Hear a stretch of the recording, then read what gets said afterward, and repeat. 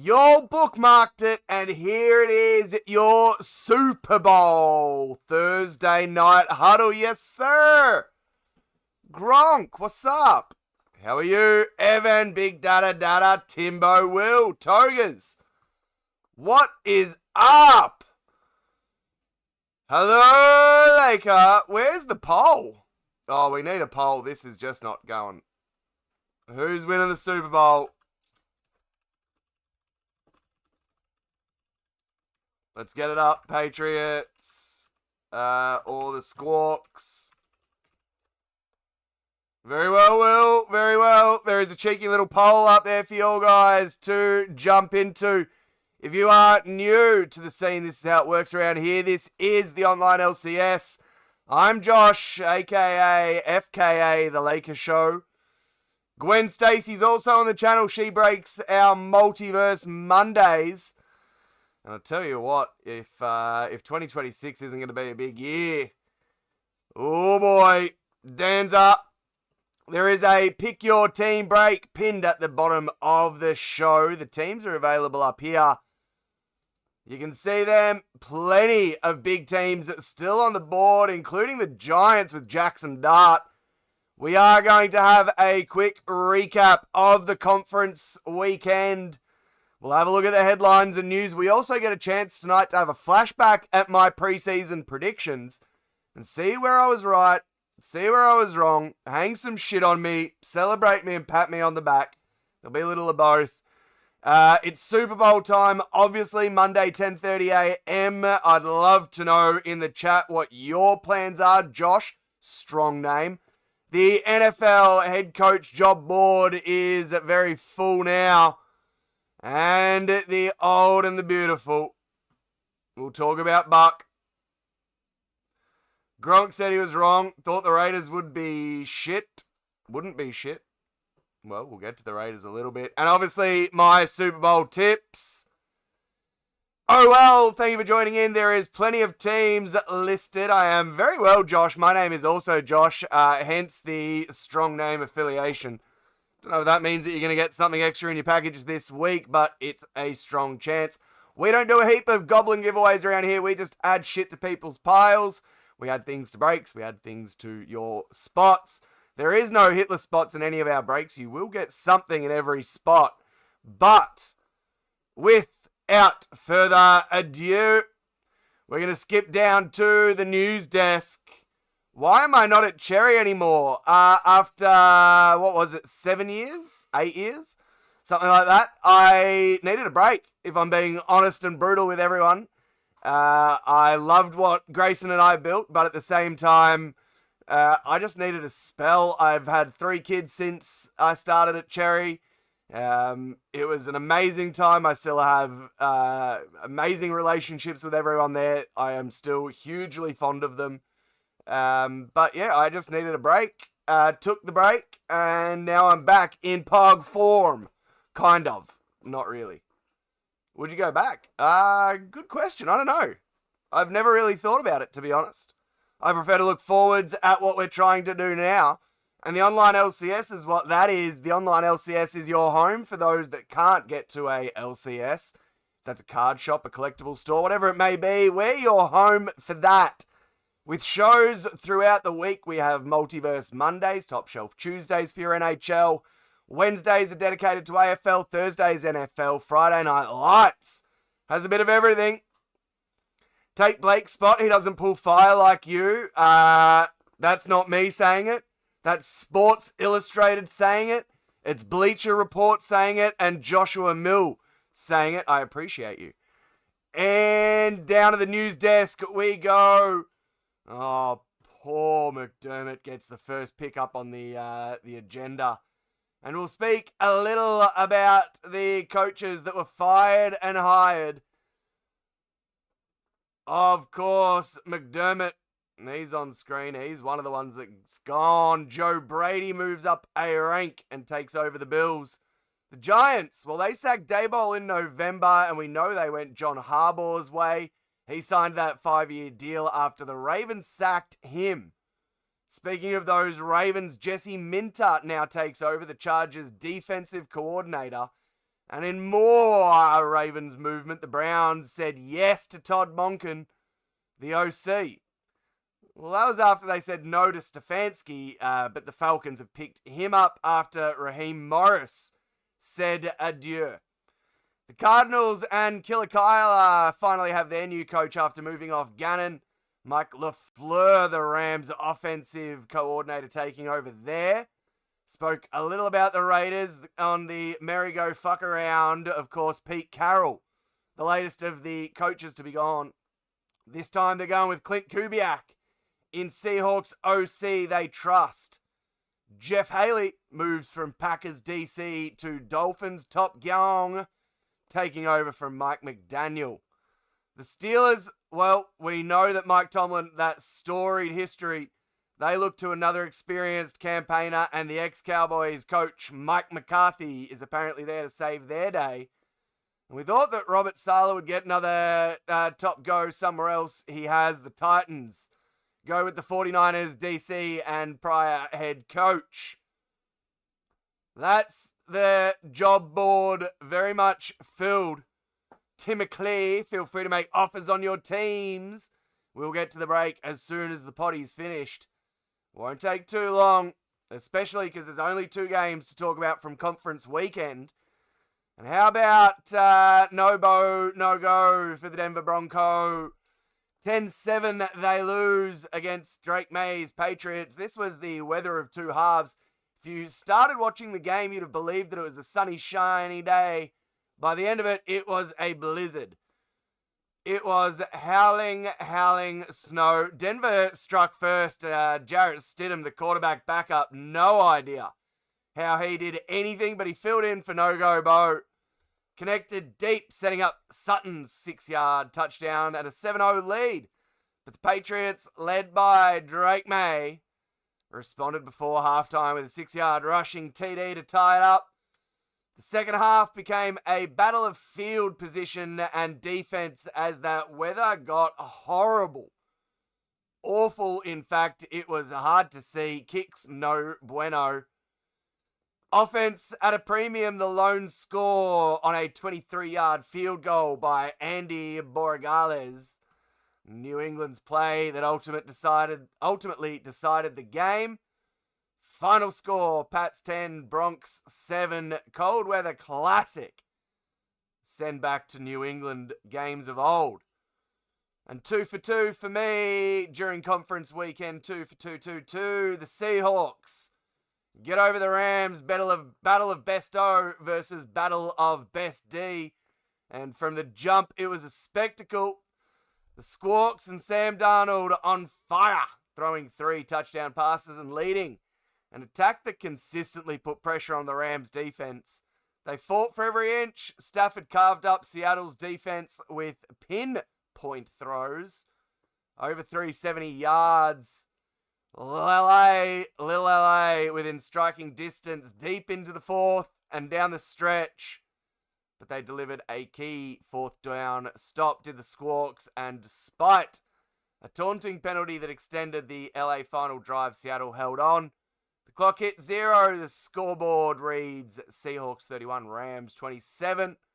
Squawks off to the Super Bowl. Votes are very even so far in the poll.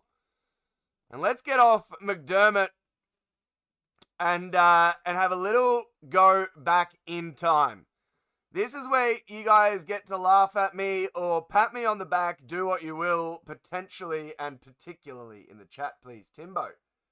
There's almost 80-cent difference between Denver and Adelaide at the same time. There you go. 80 degrees Celsius, not cents. Let's get the coaches off the board. The headlines that we'll read this year in review. Here they were as a quick recap. Shedeur Sanders claims the number 1 QB role in Cleveland. It is party time. I said Dak Prescott would punch the shit out of Coach Schottenheimer. I said that New York would suck. The Jets would go to Tyrod and the Giants would go to Dart ASAP. I said Lamar's postseason failures would come about and Buck would only last 2 games. Unfortunately, some right and some quite wrong. Shedeur kinda Well, he has taken over the starting gig in Cleveland. He even got a nod at All-Star Weekend, which absolutely no one watches. The Pro Bowl, sorry, not All-Star Weekend. He did claim the number one quarterback role, but it was kind of because of some injuries as well. It is a green tick for me. It is a pat on the back. Well done, me. No one was left for Pro Bowl. That might be a fact. Allen said no. Mahomes is in a wheelchair. Yeah, waste of time. I watched barely any of it, and I don't think the coaches did either. The mold of what a young quarterback is going to be is still maybe up in the air. I don't think we're quite there with Shador. I'm not sure if he's even the answer. But they're going to go again with him, I think, over Gabriel next year, unless it's a reset job. Dak Prescott will fight Coach Schottenheimer on field. Dak Prescott fought nobody, and it was boring. About as boring as the Pro Bowl, Will Vitt. That's wrong for me. Boring. New York sucks. Big stinky football in New York. The Jets did go to Tyrod. It did not make a difference. The Giants did go to Dart. It made some difference. With a better coach there, it's going to be a big change. Harbaugh will absolutely work with Dart. I have no doubt about that. They are a probably 10-11 win team next year, I think. But it wasn't it this year. New York football sucks. They both finished bottom of their division, and Jets need a quarterback. Lamar's postseason failures. Out in the AFC Championship, I said he'd be, and not quite there. I also had him as my preseason MVP. But the Ravens' failures were more part and parcel to the injuries. There's definitely no MVP, there's definitely no Super Bowl, and there's definitely no deep postseason action for Lamar again. Don't know if that's quite a complete red, it's more of a dark orange. But I got that one wrong. He didn't even get to the postseason to fail. The last one was Buck Rogers falling apart and needing a Zimmer frame to enter the field. I said he'd last a couple of games, but Kirk Cousins, I said, might be the answer there if that happened. Buck lasted. And in the old and the beautiful, we ask whether Buck is going around again. He still hasn't signed on for the Steelers. Obviously, their new coach, Mike McCarthy, makes a difference. There's a connection there between he and Buck. I don't know. I don't know if the Steelers want to go back there again, but it wouldn't surprise me, especially with that connection. Lots of offers coming through. We'll get to the offers at the end of the potty. But if you don't want to miss your team, grab them now. Preseason predictions, Amore was my NFC and etc. divisional standings. We'll have a quick nosy at them whilst we put up a cute picture of a squawk and a Patriot. I had the NFC North headed up by Detroit. Jordan Love shocked me here. Detroit fell apart. Didn't see the Packers coming runner-up, and I had the Bears being awful. NFC South, Tampa Bay and Panthers 1-2. I had them the other way around. Panthers win the NFC South over the Bucks. NFC East, wub. I had the Eagles winning that one, and yes, they did. That one shocks nobody. Will says, hear the rumor of Burrow to the Vikings. Heard some bullshit about that. No, I can't say I have, but JJ's not going to be the answer long-term for the Vikings. I think he'll get moved on. I hope he has a Sam Darnold type return somewhere else, but I can't see him sticking around in Minnesota. The NFC West, I had the Rams winning that one over the 49ers. The Squawks obviously put some respect on Samwise Darnold. The Rams did well. The 49ers ended up in the wild card. They were my wild card spot for the NFC.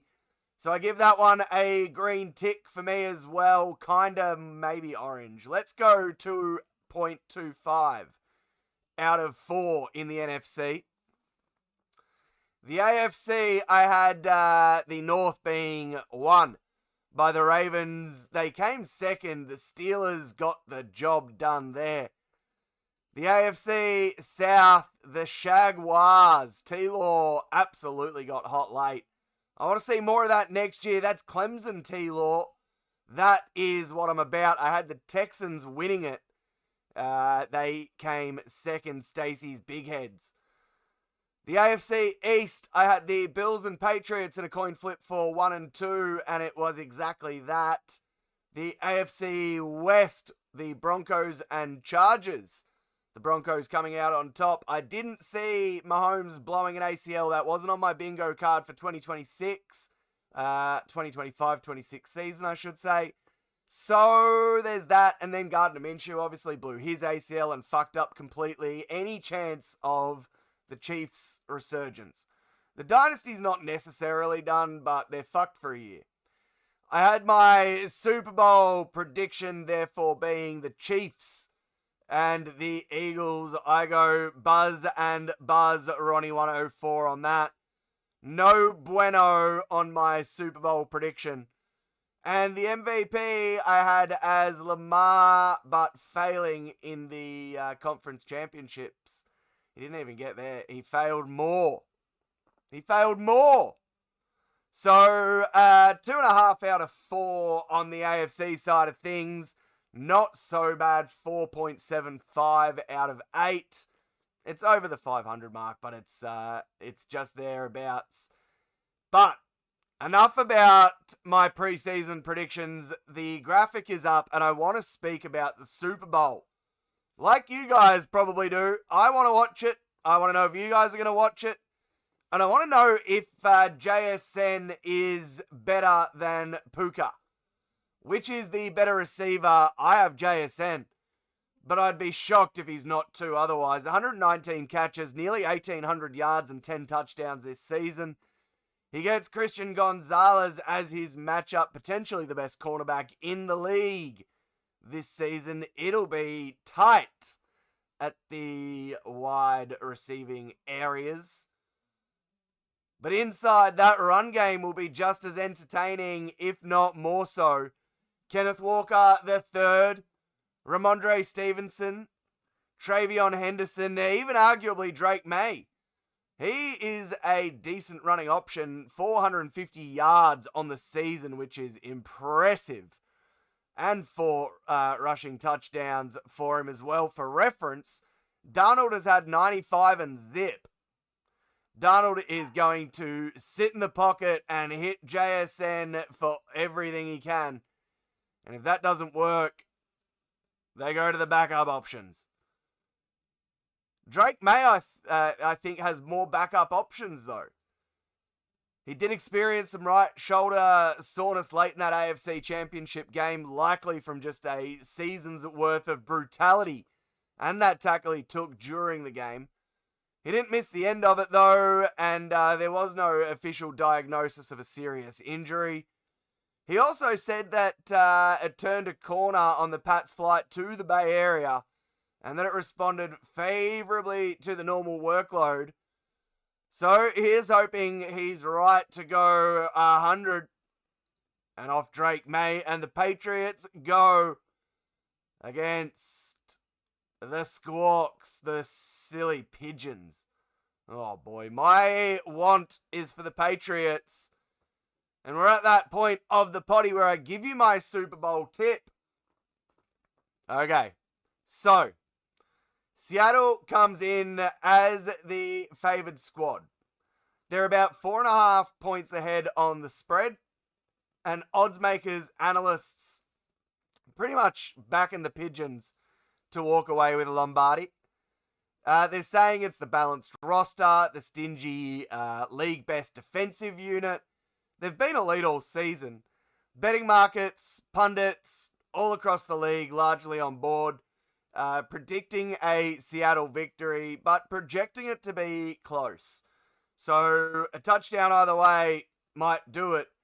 But don't count the Patriots out, I say. New England has become the quintessential comeback story in the wild NFL season this year. They've rebounded from a losing campaign last year to earn their way back onto football's biggest stage. The Pats are underdogs in most models.